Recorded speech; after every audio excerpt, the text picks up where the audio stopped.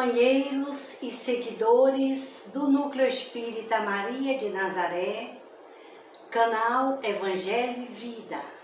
Sejam bem-vindos à sala virtual Maria de Nazaré.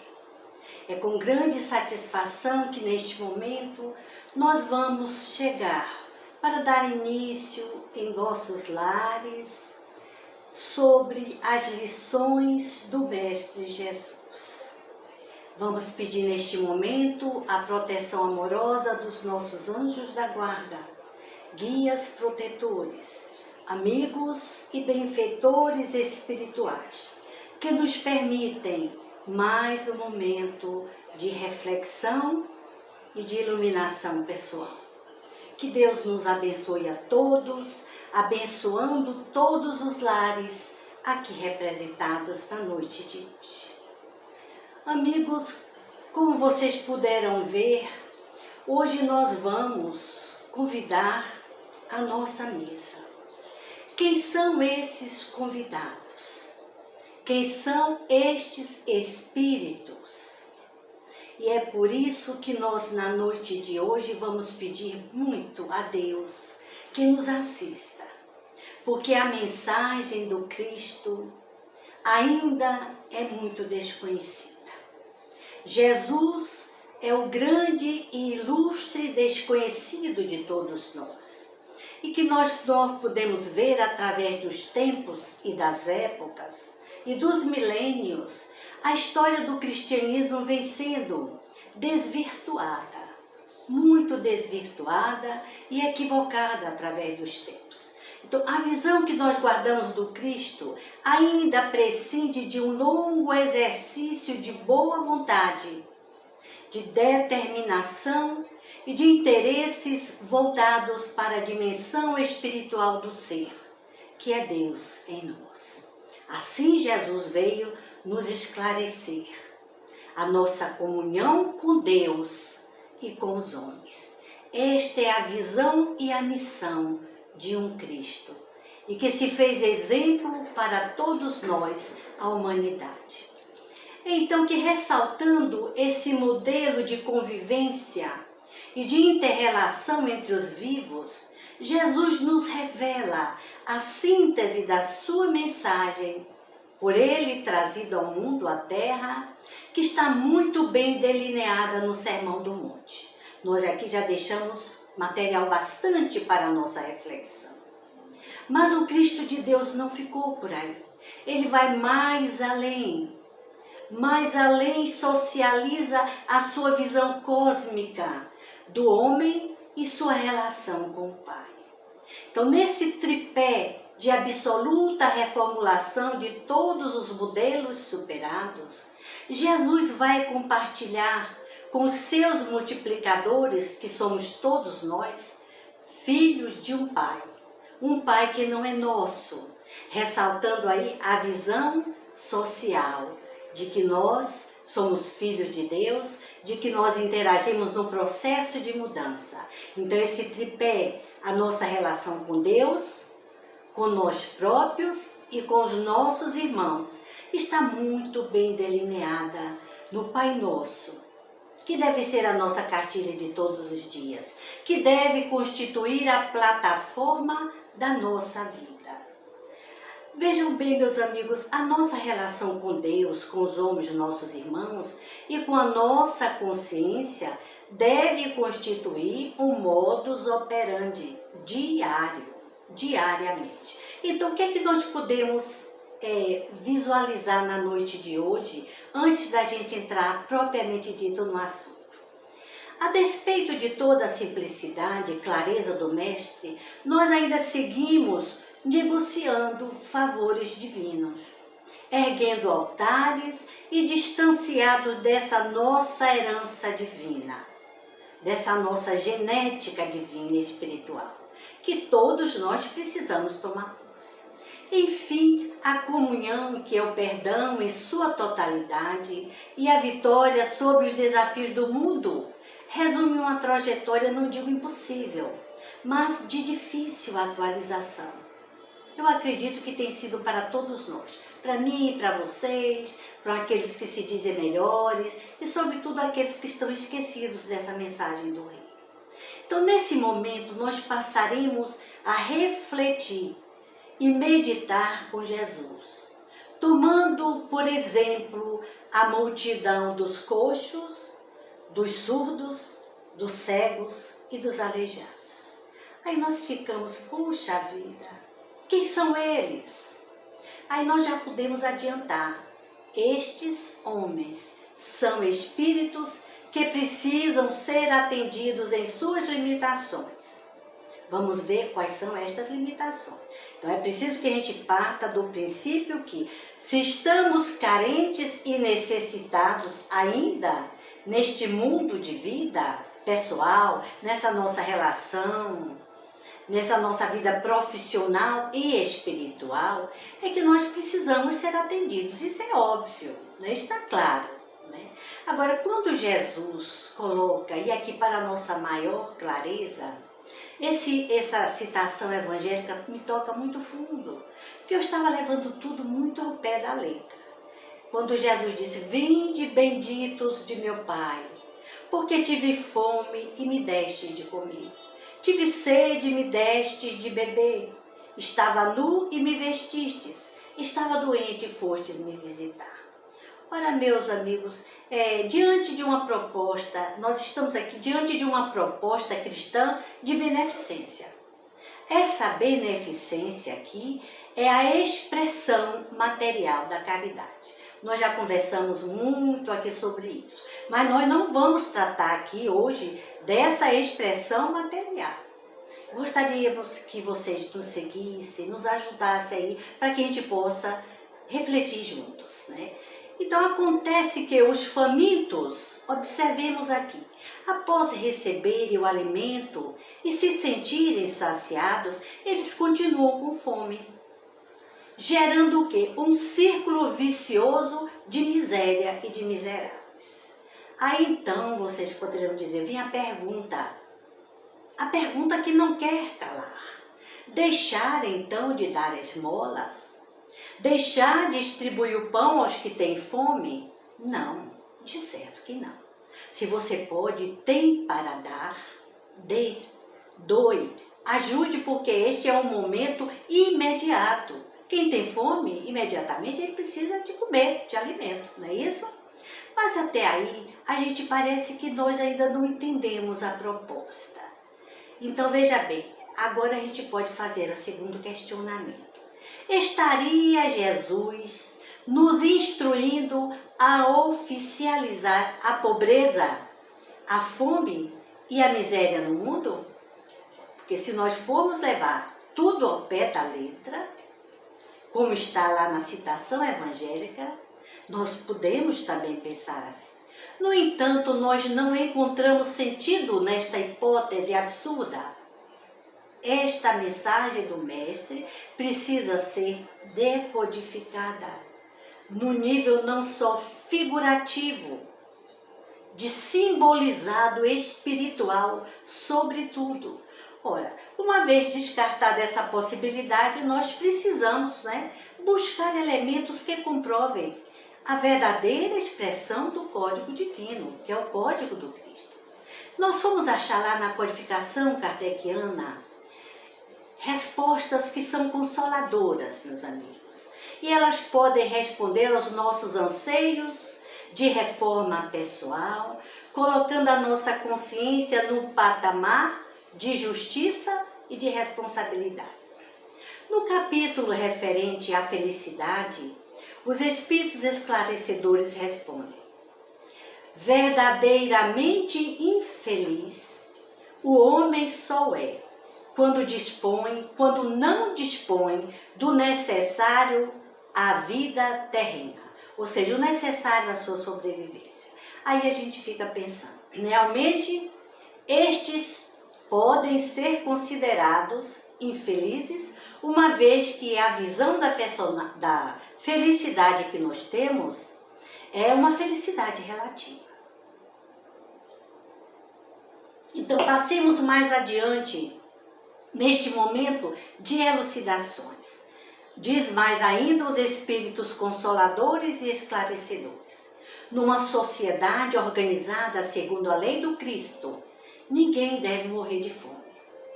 Observemos a colocação que neste momento nos pede uma revisão de nossos valores. Organização social. Sociedade organizada segundo a lei do Cristo. Então, o que é que nós estamos vendo? Se existem famintos, coxos, aleijados, necessitados físicos e espirituais, esta sociedade não está ainda organizada segundo a lei do Cristo. Então, precisamos ainda nos organizarmos, estudarmos e atualizarmos essa mensagem do reino para que se dê um momento de renovação no mundo, na terra, entre os homens. Então, observe que o padrão comportamental do Cristo é justiça, amor e caridade. Onde há justiça, nem sempre há amor, mas onde há amor, há justiça. E porque nós estamos ainda num viés ainda de justiça, de justiceiro, sem entendermos ainda qual é a verdadeira justiça. Dar esmolas, dar comida, dar alimento é uma obrigação social, faz parte de um processo de justiça, mas o amor vai mais além. E a caridade, que é a expressão desse amor, nos ensina a nos tornarmos cada vez melhores e coerentes com o Mestre Jesus de Nazaré. Então veja bem, essa tríplice aliança do reino dos céus deve ser vivenciada no coração dos homens, para que tenhamos futuramente uma sociedade organizada segundo a lei do Cristo. Então vamos ver, quando é que isso vai dar? Você dizer, poxa, está tão longe, cada dia a gente está vendo coisas horríveis, a guerra está aí, matando, destruindo vidas, destruindo comunidades. Quando? Quando isso vai acontecer? Esse padrão crístico não pode ser efetivado de uma hora para outra. Eu sempre digo, já estamos bem melhores, já estivemos bem mais longe. Agora estamos avançando lentamente, mas estamos avançando. Então é preciso que de imediato passemos a lançar a semente do amor nos vários terrenos da alma. E aí, sem distinção, anotemos que Jesus fala de um Deus que pensa num conjunto, numa sociedade, em mundos e mundos habitados. Um Deus cósmico, não é isso? E o ensinamento de Jesus não cabe aqui particularidades, não cabe um projeto egóico para as nossas vidas. Jesus visa a totalidade.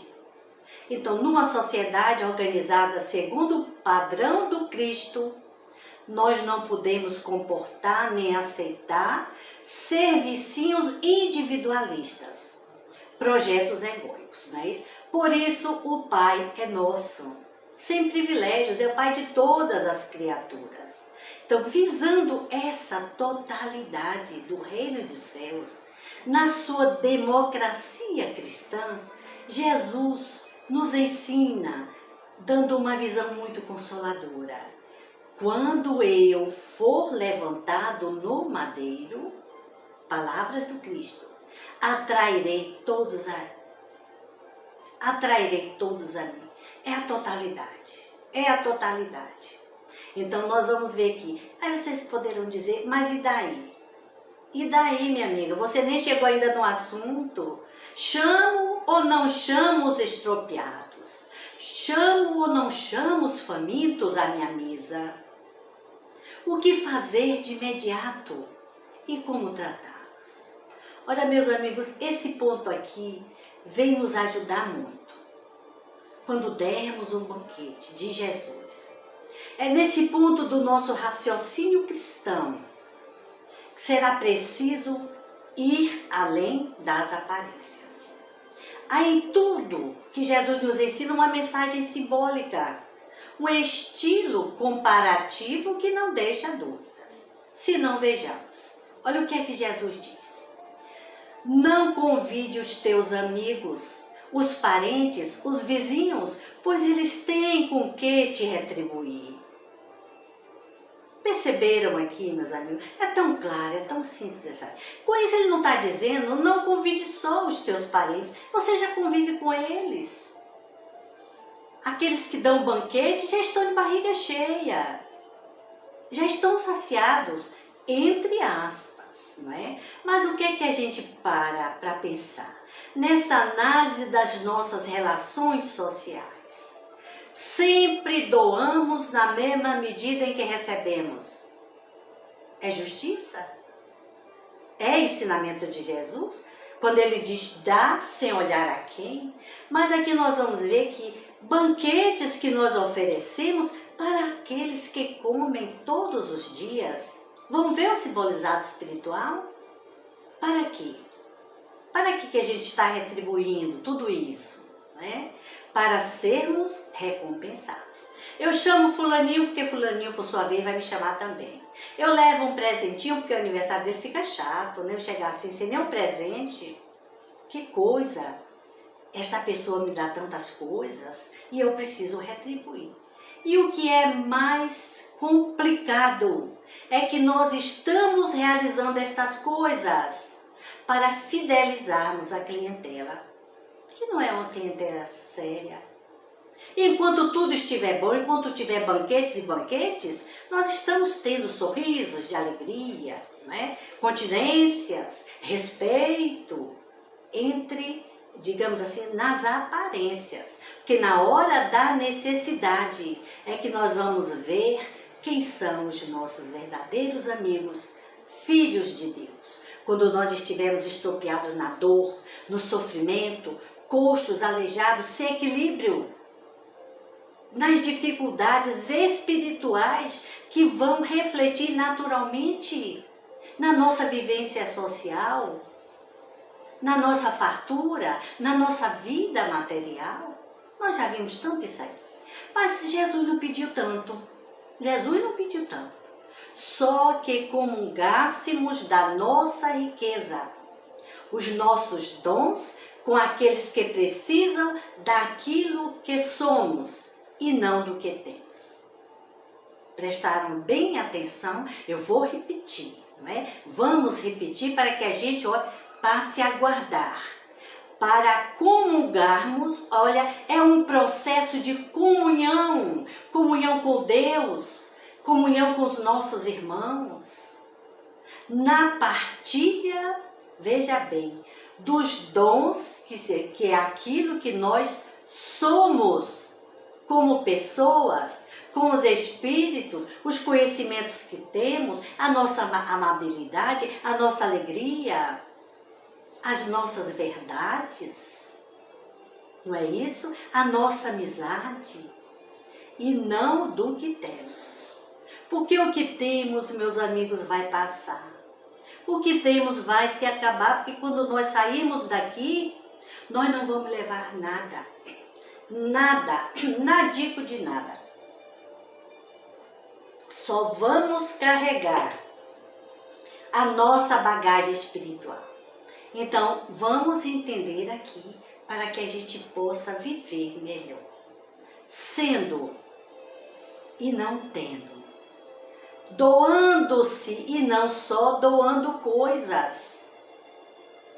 Esse é um momento bastante grave para todos nós. Então, esses, veja bem, que nós vamos chamar a nossa mesa de comunhão com Deus, como o Mestre nos ensina, eles não têm como nos retribuir. Mesmo porque estes estão vazios daquilo que nós estamos cheios. Cheios de misericórdia. E os tristes? E os desvalidos? Como distribuir e permutar a nossa alegria? A nossa riqueza moral, a nossa fortaleza? Veja bem, pessoas que chegam diante de nós fragilizadas, inseguras. E quando chegam diante da nossa assertividade, diante da nossa segurança, eles são tocados, naturalmente. São tocados, aí nós vamos comungando. Então, ainda estes espíritos não se encontrando no mesmo patamar de conhecimento, de bondade, de alegria, eles precisam conhecer através daquilo que nós somos. Olha a interação. Lembram-se, eu gosto sempre de lembrar do joio e do trigo. Que coisa maravilhosa, meus amigos. Esse Jesus está esquecido. E como a gente se pega se distanciando dos seus ensinamentos. Então é através dessa ação da benevolência. Aí nós não vamos entrar em beneficência. Beneficência é justiça. Tranquila, se você tem de vida. Distribuição de riquezas. Mas não vamos conseguir isso dando, tornando o pobre mais pobre e dependente, tornando aqueles que são mentirosos, vaidosos, com os nossos maus exemplos. Nós vamos fortalecer essa energia. A energia do roubo, a energia da mentira, a energia da descrença. Olha como o nosso papel é muito importante. Então é através da benevolência, a prática do bem, que nós vamos alcançar a transcendência. E nós vamos ir além do material, do transitório. É preciso quebrar paradigmas. É preciso sofrer impulsos e manias de grandeza, de superioridade. E vamos transmitir isso, comungar naturalmente. Porque aquilo que nós somos não vai passar desapercebido de jeito nenhum. De jeito nenhum. Então, muito cuidado. Então, observemos ainda, para essas nossas análises finais, o exemplo da grande ceia. Vamos desenhar aqui o cenário, não é? Vamos desenhar. Com quem Jesus repartiu o pão. Com quem Jesus repartiu o pão. E olha que aquele momento foi um momento simbólico, de despedida, de recomendações. Olha só a iguaria, diante da grandeza que esse mestre ofertava. Quem que estava lá? Judas, Pedro, Marcos, ainda jovem, disputando e com aquela curiosidade de saber onde é que Jesus iria escolher o local. Será que não seria na casa de Betânia? No entanto, foi lá no sobrado, segundo dados históricos, no sobradinho, lá na casa da mãe de Marcos. Olha que beleza. Então, estes homens, pensemos juntos, estes homens tinham como retribuir a experiência de um Cristo? Aí você pode dizer, Vânia, mas eles foram os missionários. Sim, multiplicadores sim, mas todos falíveis, sofridos, não tinham nada nem de material, não tinham conhecimentos, não eram letrados, alguns poucos dentre eles, como Tiago, filho de Zebedeu, não é? Tiago, sim, aliás, Tiago não, João também, João, os filhos de Zebedeu. Isso é o que se sabe. Então, como é que nós vamos retribuir para o Cristo, hoje e agora, o que nós temos recebido dele? Então, nós podemos concluir, neste ponto dos nossos raciocínios, que tipo de riqueza, de alimento Jesus nos ofereceu? Uma vez que nós já vimos que o bem material, a comida e a fome vai permanecer. O faminto vai continuar faminto, porque vai ter fome de novo. Vai digerir os alimentos, passa a fome, vai continuar de novo, sentindo necessidade. Então, de que banquete Jesus se referia? Que alimento Jesus pedia que ofertássemos, meus amigos? A riqueza espiritual. A nossa riqueza espiritual que redime e alcança os mais altos patamares evolutivos. Ele diz, mais um dia sereis recompensados, palavras de Jesus, na ressurreição dos justos. Quando não precisarmos mais reencarnar, quando estivermos naquele patamar evolutivo de anjos, de espíritos perfeitos, mas enquanto isso estamos transitando numa linha evolutiva de perfectibilidade, e que pede comunhão com Deus, comunhão com os nossos irmãos. alimento espiritual. Então, assim, meus amigos, nós passamos a repensar que nós que somos necessitamos e somos chamados a partilhar, comungar o nosso exemplo, a nossa fartura, os nossos méritos pessoais adquiridos, enfim, a nossa riqueza espiritual, a única garantia que nós temos de progredirmos na senda evolutiva. Aí um dia chegaremos lá, como Jesus nos aponta o caminho, na ressurreição dos justos. Olha que mestre bem amado. Repartir aqui, fazer parte, fazer chegar até aqueles que ainda ignoram e até mesmo desdenham a mensagem libertadora do amor. Note e anote. Os coxos, os cegos, os mutilados encontram-se bem perto de nós. É da lei. Olha, é do sagrado escrutínio da lei. Não precisamos nem buscar nas ruas, nem nas avenidas. Nem precisamos. Sentam-se à nossa mesa na ambiência psíquica dos nossos lares. No trabalho. Também. E é nessa proximidade física que efetivam e que são efetivados os encontros reparadores. Quando eu falo de reparação, estou falando de reparação por amor. É o amor que está aí, na ascendência reparadora. Se você é capaz de doar-se, doe-se. O que indubitavelmente se fará através do escrutínio dessa lei divina, de amor, de justiça e de caridade, através dessa contaminação, dessa interação, dessa troca psíquica e energética. É a divina lei que se estende a todos e pela natural atração. Então estaremos próximos, bem próximos. Assim é que, meus amigos, da vertente sublime e radiante da minha alegria de viver, todos ao meu redor se alegrarão.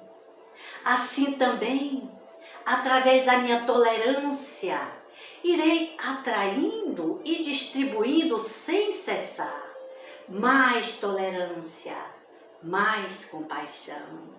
E diante da minha e da nossa postura de fé, de confiança em Deus, os fracos, a nossa mesa de comunhão, receberão alimento da coragem, da força produtiva para seguirmos juntos no grande banquete da paz. Este é o grande processo. Este é o exercício fundamental da comunhão com Deus que Jesus nos ensinou. Ele veio para isso.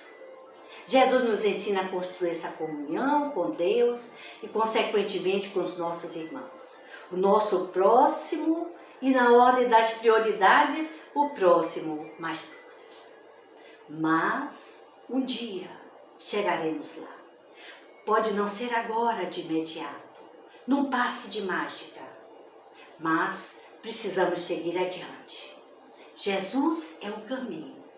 E tudo isto que está nestes momentos de dor na humanidade, a guerra, a violência, a fome, tudo isto que nos amedronta e nos estimula, vai passar, porque só Deus permanece. Sigamos em paz com Jesus sempre. Gratidão a todos vocês, meus amigos.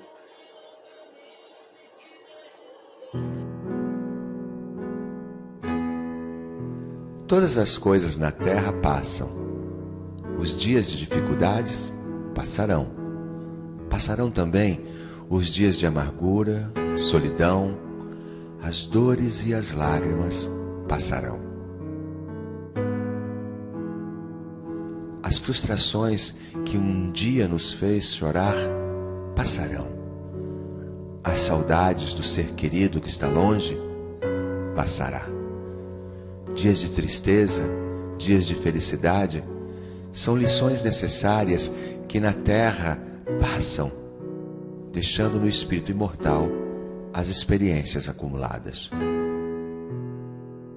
Se hoje para nós é um desses dias repletos de amargura, paremos um instante, elevemos o pensamento ao alto e busquemos a voz suave da manhã amorosa nos dizer carinhosamente: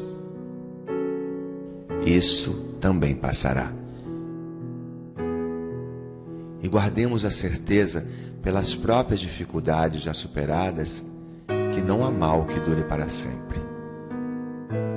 O planeta Terra é semelhante à enorme embarcação. Às vezes parece que vai sossobrar diante das turbulências de gigantescas ondas. Mas isto também passará, porque Jesus está no leme desta nau. Segue com o olhar sereno de quem guarda a certeza de que a agitação faz parte do roteiro evolutivo da humanidade, que um dia também passará. Ele sabe, a Terra chegará a porto seguro porque esta é a sua destinação.